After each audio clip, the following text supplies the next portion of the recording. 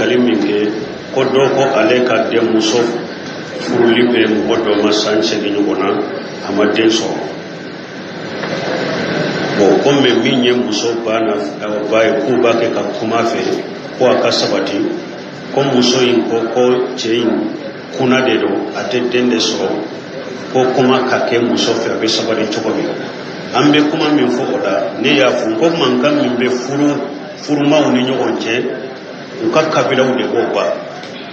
an kan yin kali jabi te se ka furu ko man kan ba kabila ude be sigola ko ba me minye muso yoro e ambe min fo silamiya sariya ma de ko ke muso ka ni muso yere ya do be che min bolon madde sura bolo ni bana de do che ka yire furake abese ka amakono furakali konena ni bana do nu ko abese ka furake abese ka makono ke che ba ayire furake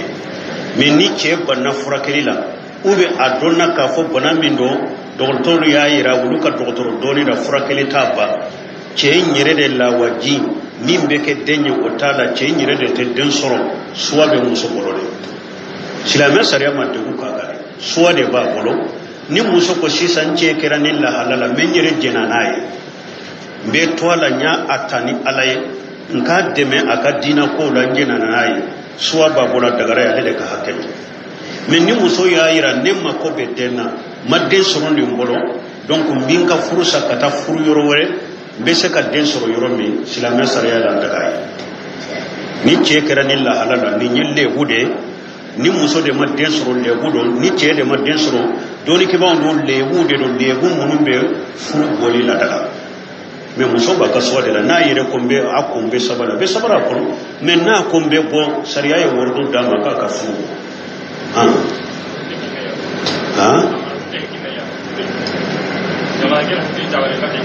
muso te ni abora cede de foi be cede la boro de kamar muso te furuna forose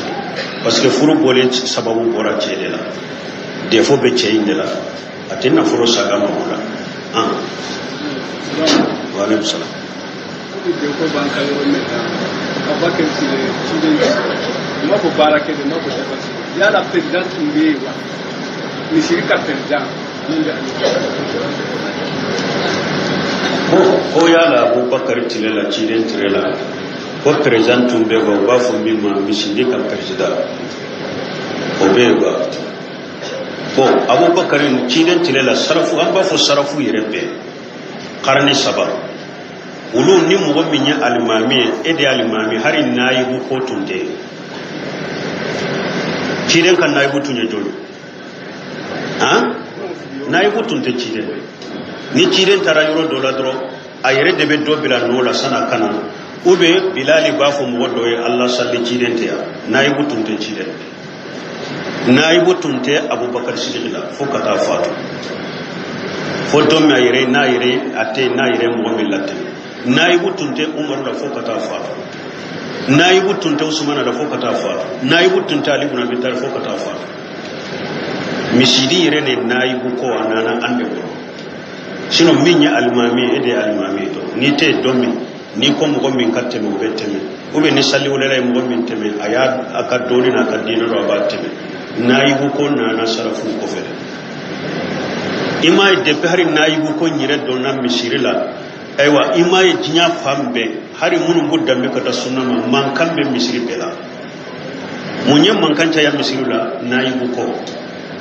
parce que nayibu imbe parasim minna ale ba fo abe abale bolone ka parasim tembode fonka almami nyere parasim deso almami fona ba bilan kunna ko do be na ya soron kele de wulu bena kanni nayibu ton sena abe bola minni ko chamanche ale fona ka fero tige ni fona ka bonse ko ayo awu ye nyon jugude nyon hasidiana ni nyana ninde be neni herache ni fana nyana ninde be neni herache kelebe misiru kono ninde kam ni ya kelebe misiru kono nayibu ko inde na nay awa an kam misiru nayibu kelente ko be fulate fana de saba almami be ina nayibu fulana nayibu sabana do yere almami nani ni be kala nyini be se ka ke kele nyawa ala kola lagara kola dina kola mugo nani yoro kele kala nyini be se ka ke kele nyawa mo nani yoro kele ka famu be saka ke kele nyawa mo nani yoro kele ka kalam be saka ke kele nyawa jang ko an ka jamanan ko kala ante kal agida kele na amma kitabu kele kala amma karamo kele muna aw be saka nyagon famu saudiya fantanani mfule abbe ye kitabu kele munde kala abbe be agida kele munde la karamo kele munde ya abbe kala abbe haklina kele abbe ka haklina wi haklina kele nya kele be mi ha kele to yoro law ni aqidati tahawid kala ya aqidati tahawid kala ni kitabu tawhid min kala yo kitabu tawhid kala ni salatu usul min kala ya salatu usul de kala bumbaji de kala bumbaji de e kala aqidatu ahli sunna ya da manhaji salaf mfana ya aqidati salaf da manhaji salaf kele be mi mais an kan mishiru ate karambo kele na ama kitabu kele on kala ate lanyini kele na famu kele tawla tabolo kele ni tas fa kele tawla o kele be ba awa kele banka mishiru kono jamana corona no jamal ken adde fof ebe qur'ana ni hadisa fo do be ta risala ta fo e ba fo ci dan ko te de ba fo kunne ya yalla kadare kono e ba fo ci dan ko te de ba fo ko an ka karamo wani fi ko kala karamo mina ko te de aw be nyogo ni ata nyogo nyaw donc naibu ko nyire har wotun de sarafu bolo janko ka comité sigi ka bureau sigi commission président ni nyaw yede nasarau ka bara chogoni ka politique no ka hakilna ko do misiru ko nasarau ka hakilna ni bara chogoni be misiru ko ne ka comité udila secrétaire de journal de président ninje nasarau ka politique no ka jamana mara chogoy misiru ko no oyode misiru ko ni jamala abesaka hakilima ne kalamba ko faranyo ka misiru ko no ni komi nana misiri kono aka jinya ko aka jere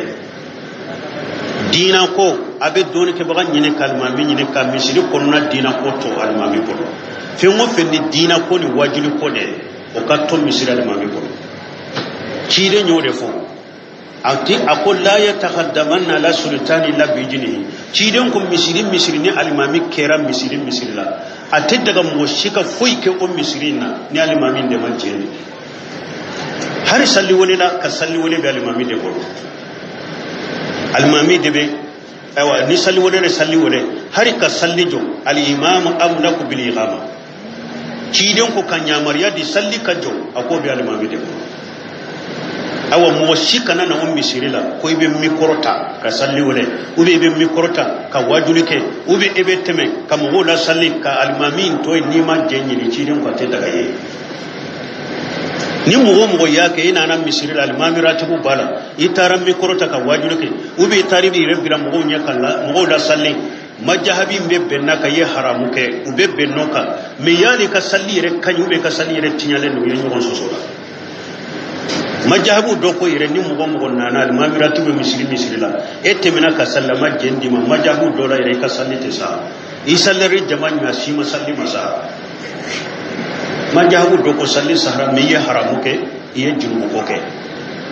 donc nin ka kolosi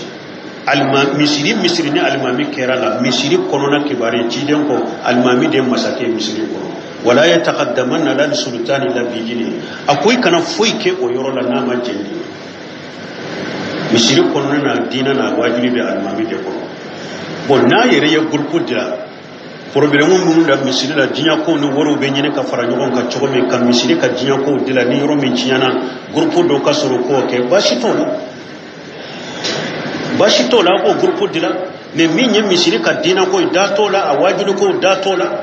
o be almami de ko me o tabali fana nya fo chogo me maliki ko mugo be ka kuma do be mina do be sagima ne almami fana kuma do fu ba yake wale de kai ne shi habe ka fara yake addinu nasiha qulna liman qala lillahi wa likitabihi wa lirasulihi wa li'aimmatil muslimin wa ahmatihim shi don ko islamu fana nya mo no kalima me ko na jabu ku ye ko be almami de bolo o tabali ne almami fana ye ko do ke do min ninye sirabila ko ye ita ke jamala de ikelen na kele bin ne shi haka iba bila sira na ya suratai ne ka kina ba fu enyana ni nyakata unente kata wikoi chiden ka risade no delia de bala na ya sura kata ura de fana besadi abe bila sira uchokodela misiri kono no kato alimami polo kuntirisa ode ya to nyafo kutubala mbafo fana Usman ibn Affan kadi sai ayafo kafara kadi man bana masjidan lillahi yabtaghi bihi wajha Allah bana Allah lahu bayta fil janna Usman ayafo kafara kadi akuni mugo moye misiri jo ala ye kala jati nyine nayi ala be sodo ya janna me eye misiri jo eye almami ke telende e sigile telecommande be bolo ba pie kalimami regile o ma kala kama ambo fuka sago kade misiri jo baga unu ye misiri jo kade alama ishe wala misiri kura sebiya sara aji sebiya sara almami sebiya usara me minye dina ko ni wajulu ko ishe wala ni yake ala kamale ala tade be ka ko abdul mami kala tade fo akona kala taka kono ka jiden ta fo akono jiden ta ka ke akono mugo ye taye jiden ta tanaya ka ge ka bo misiri la I kana tigi sabati ko parce que misiri jo ni yo ke ma jwala kama ko salafu do ko ale ka tasuma ye abe misiri jani na tese ka faga ko o kada ale ye ka tema ka bidiya ngo ya be wajuli ke misiri ko na tese ka bidiya ngo mbali fudeli bun yadi de ni fo e ko ni kore mun ya ko akon ni tasuma ye misiri jani tasuma be misiri jiyambi no nde jani ulu be se ka sansho akon me bidiya ngo bidiya wajuli ke labe ngo de ka dina ciya ko kala garaciya aka juguni tasuma ka misiri bidiya wajuli ke la ka wajuli ke misiri ko aka jugu tasuma ka misiri parce que tasuma be misiri ka jiya fe onde jana mo be se ka remplacer mais bidiya wajuli ke la abe mo de ka dina ciya ke ka jiya ciya ko kala garaciya ni awu yam almamu bila misiri la aw ko ni mo ko be kitafu be kitake ko ni mo nanu ka bila ka wajuli ke misiri la kasoro e ka du be ka kuma be ka du kono du tigi jumambe ko ne ka du fule ko ni mugo nana be ki tafu akono be ki ka hakina fu akono yi ka du ketea i ka sisote min bi bole be baraka akono be de bi tafu ala i ka bitigi be de bi tafu be de bi e wa itabulo kana ngo saratu de bi bole ka bitigi la i ka sisote saratu de bi bole i ka du marale saratu de bi bole pourquoi misiru be ke betaille min tabe cialo min tate cina be ka fo kono pourquoi misiru be ko e ka duma ko e ka bitigi ma ko e ka sisote ma ko misiru be ko chogodi ciden ko harine mo minye jabatu akasaba adala ana donna misiru kono anka bolomina ka bo misiru kono kasa be hada modon tora be malika toro jaba doni ke baga do yenni hadisa sara ko ni ciden ko ni jaba kasa be mo min dala ka ge ka bo misiri kono jaba kasa fana be hada modon toro jinya toro dela akoni mo min be bida wajulu ke o de te gewa akode be ge jaba kasa we jinya toro de ciden ko ni mo min go be mo min da ko nan ka bo misiri kono min be dina cinya o de te gewa o de be ge aka nyinen kali jabu fuya aka famu salafu tile hari naibu ya tunte minya alimami fokatisa epe fama ya fana fule ciden tilela aya ka fama ya ke fokata fatu da Abubakar sigira fokata fatu Umaru sigira fokata fatu Usman sigira fokata fatu Ali sigira masake ni kera masake fokati sare hari kasanta ke kasanduru ke akba gewo laiste de nana na islamiya sariyate kafiru de nana nay silama sariya ni kera masake fokatisa mogote wuli litini mogote fokatisa ube faado ni la itese ka jamana mara ube banana yisoro banami ni mara litese kata nu o siramu nana silama sariya la ibe boye chogome nye kitabu munu fa be bo ko men ni min fulan ni nyayo manda fulo temenao manda fulanawo awuye wula kama nimbe kafiri hakilina ate islamia sariya kono donc misirin ewa président kon manka misiri kono misiri be almami de bolo minya ka dina ko be almami de tayowe minye salli ko we almami de tayowe minye salli joni ko e kiren ko mo sikana bil almami nye bola donc na yere be biro min sigi sabe mo mo fara nyogon ka misiri ka kuraw be sara chogomi ajiw be sara chogomi ajiya ko be nyana bo chogomi o ye ta'awuna lal birri wa taqwa min babi ta'awun ala birri wat taqwa abise ko ke basi tola men min ye kalma mi kumande ala ta sika fo kiden ta sika da fo ube ute sika mo do nyamariya kam mo do bari wajulila o taw bolode masuliya bi alimami de ka misiri kono na kibariya yomul kamado ala bi alimami de nyika o dia to kiden ko al imam rai o masula na rayati ako alimami ye genne kala de qiyama do ala bi alimami nyika donc ayem misiru ka konya nu ka dina ko nu ka wajul ko 100% ayato alimami ko ni alimami min yesira bila domi ayata fa ka miru kerefa ka chin fo alaikum salam sunna wal jamaa idan kama arabitin ba ko ahli sunna wal jamaa min yalla tige ahli sunna wal jamaa ka abida jamaa ci dañu fo wa antumina bil qadar khairihi wa sharrihi min ahli sunna wal jamaa ka abida la tige hera ma ajuguma limarene baye ko abodora ala defe fengo fenya hada maden so la tige be bora ala defe ahli sunna jamaa ka abida limarene ni la tige ahera ma abe bo ala defe ajuguma abe bo ala defe yudillu man yasa wa yahdi man yasa ala be mo kanna min kanna yajiya ala be mo fili min fili yajiya ala be ko de kamin yajiya la tige be ba de boro ahli sunna wal jamaa ka aqida ni de la tige wa alaikum salam ko bi sana be ana mo do ya ala mata ko siare mo ina re ko na ya ya ta na ya ta su ar la ra de ta so inasi ya barang nasi dalam kerana dia ni mah coba kan dia akan kalau macam ni kita kita coba dah kita buat karena rumah pada kita dia akan kalau dia rumah kita kalau yang best dia itu pada kamar dia itu pada ko ninya kuma mono fo kuma in kacha an ko ne be mi fo furu shirilila ko parce que ni furu be shiri ko be na folo do fo ko furu na folo bo komi abamana ka gubo nyogon koro min be di muso yerema o ba dama min fana be de kabila mo la dawma o ba dama ambe min fo ni yorola doni ke baga golo hari majhabi malikiya yerela ako furu nan sigira nan be furu siri furu nyogon ma ni nyogon che an sigile furu siri keneka akon na folo be fo abede to ko furu na fo we chiden ka sasa dende nambe furushiri yoro la furushiri keneka na folo be fo abeto de ko furu na folo hari ni au ko muso taye mugaye kabila taye wa binani nunu ye jole sisa wa bi woro mbere to ko furu na folo wa bi woro mbere furu na folo ate daga kabila wala au kafin sarati au yere furushiri to ate daga kabila kafin sarati yere fin mo fin be fo keneka muso ta abeta kadi muso de ni muso ta akelen ko fe ka furu na folo mina na yire min ta kadi min no witai min na folo be bo furu siri kunna abe muso de tai don ke ba ye nyon so sori eska muso fa doron afa doron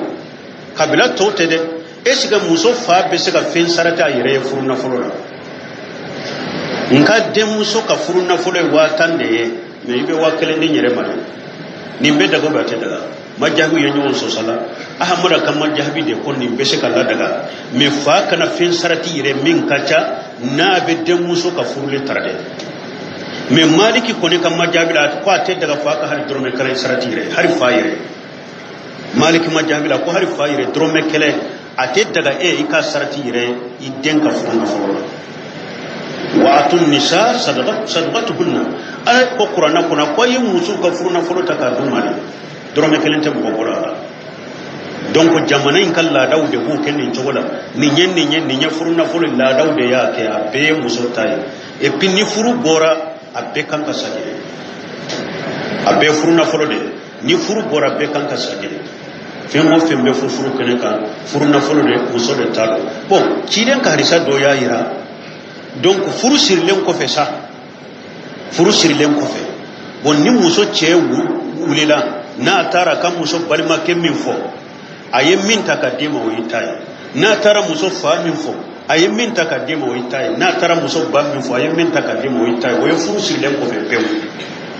me furu sirle kunna na fulo be fo abe furu na fulo ate daga faye ate daga kabilai aka fen sarati awire atate abebeti muso de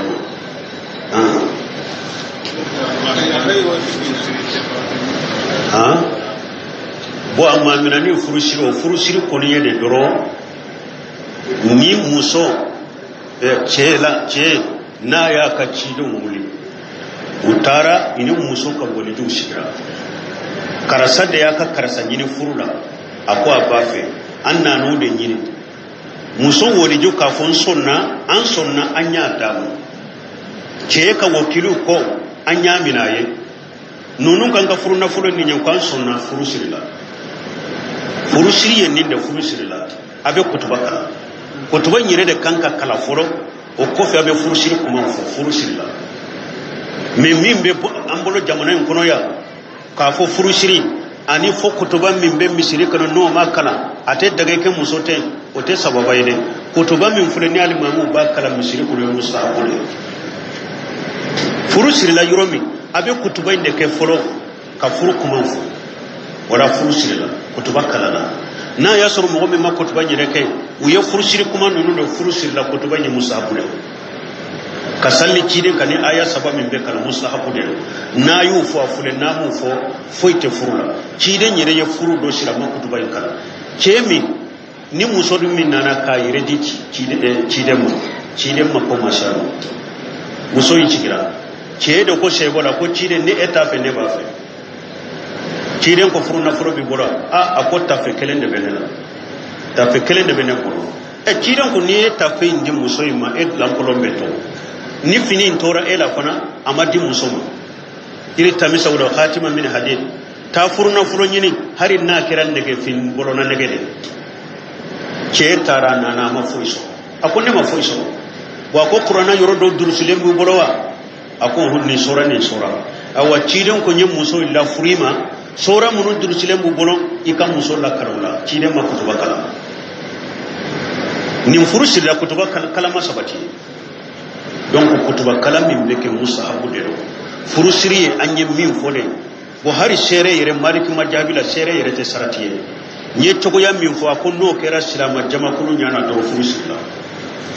hadisa min bena kullan la nikaha illa bi wali wa shahidai min farnaka wa sanadu masa la nikah illa bi wali wala sara me ko ya furute saha fo wali jun ani sere fula ko sere fula min farla hadisaka ko yoroni masa bune usemino kumana albani fe nirola albani yesahide saha ako likulli jawadi kabwa kuma bune usemino tumbeni hadisa fo ako boli baga be kirito ako albani ni yoroni saha wa shahidai ako kasro wa sahalente la nikah illa bi wali wala sara wodi ya tabe maliki majhabi la ko sere furate sarati ni furu sirla jamanya na dura bana donc furu sir ko ni yode anye fo to min fo musoka ce ka ci don ka wuli kata musoka wodi jo fe karasa da ya kadde musoka karasa ni aha an sonna nya dama nyamina furu na furu ni nya sonna bora ma bo furu sirla nin kera silama jamanya na furu sirla ni sero fana bora da furu sirla ni kutuba karana furu ni kutuba ma kala furu sirla banna ka musoro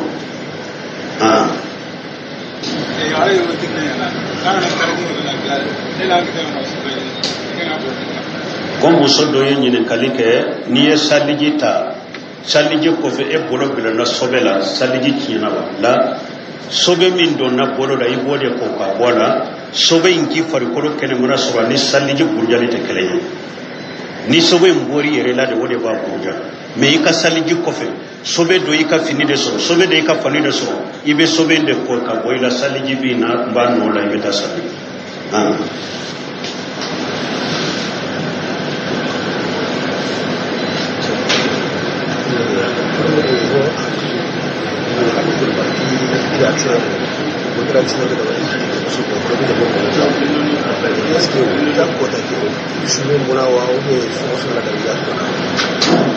ko do yen ni kale de ke ale sunnen de do sungalo la ay accident ko abolo de karila joli chama ngora asumbe chubodi doni ka ba ko ni jogera de joli min be ko ube in nun cira joli min be ko o chayara chogo chogo te sunci ni yere ya to ka joli bo yere la o de be sunci mais ni jogera de joli bora o te fenke sun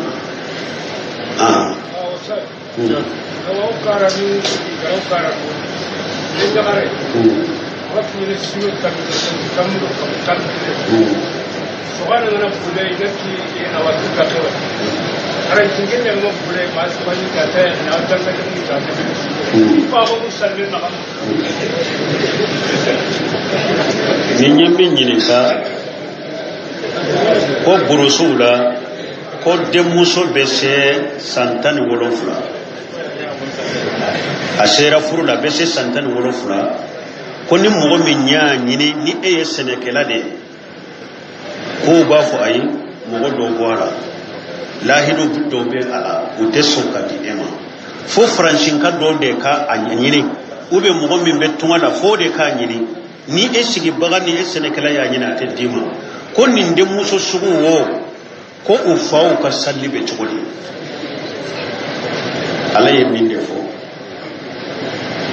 ko u faw ka salli kan faw ka salli kan me ambe min fo faw be min ken ni nye u ye ciden ka tabolo ali sunna fo ko yonya ciden ko ja ataku man taridauna dinahu wa quluhu wa jawiju illan takuna illan tafwalu takuna fitnatu wa fasadun kabirun fil ard wa fi riwaya wa fasadu arid fil ard ciden ko ni mo do nanauma ka demu so nyini aka dina kanyi aka jogo kanyi aya dama ama fentigi fo ama fantam ko fo akoni mo min nana dina kanya jogo kanyi ayi ka demu so nyini adama ciden ko namo ke abeke fitinani balaw bele bay du koloka abeke fitinani tinyali bay du koloka ni ma demu so nama di dina tigu ma ni jogo nyuman tigu ko be woli malike ka wori tigu de nyini ciden ko sallallahu alaihi wasallam abeke fitinai abeke tinyali bay du koloka awa ciden ko fana akon muso mo be muso nyini ka furu fennani de kam do ba nyini ka furu aka cenye kama dobe muso furu aka dambe kama dobe muso furu aka na fortigiya kama dobe muso furu aka dina kama awa ciden ko ndi bila sira ni ebe muso furu e ka muso furu dina de kama ni mo ke bolo be bila bogola donc an ka ciden ka bila sira lita